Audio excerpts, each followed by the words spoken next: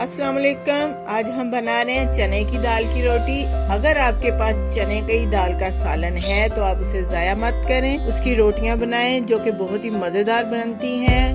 चलिए बनाना शुरू करते हैं। चने की दाल का सालन है हमारे पास 2 कटोरी। सालन को बाउल में निकाल लेंगे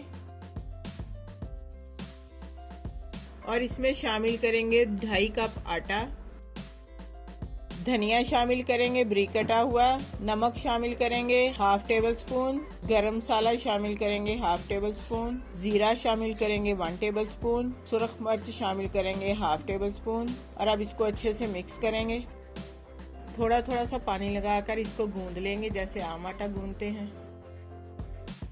आटे को हमने गूंद लिया है। अब इसे ढाँपकर 10 मिनट के लिए पड़ा रहने देंगे ताकि आटा थोड़ा सा नरम हो जाए और फिर हम इसकी रोटियां बनाएंगे।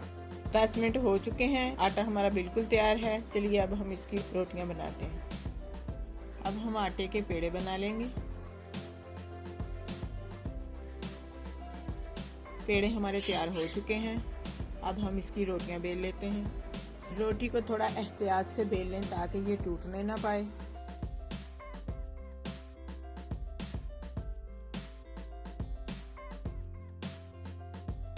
रोटी हमने तैयार कर ली है। देखिए माशाल्लाह से कितनी सॉफ्ट और अच्छी रोटी तैयार हुई है।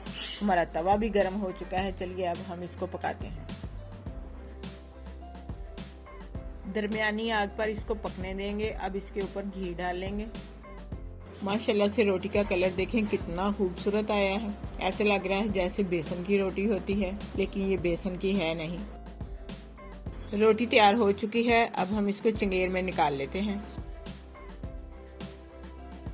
लीजिए बहुत ही मज़ेदार सी सॉफ्ट चने की दाल की रोटी तैयार है। आप भी इसे ज़रूर ट्राई करें, खाएं, अपने मेहमानों को खिलाएं। डिनर और लंच दोनों में इस्तेमाल कर सकते हैं। साथ केचप या चटनी के साथ, दही के साथ भी खा सकते हैं। ये बहुत मज़ेदार रोटी है। एक बार जो खाएगा वो आपसे बार बार पूछेगा कि आपने ये किस चीज़ की रोटी बनाई है।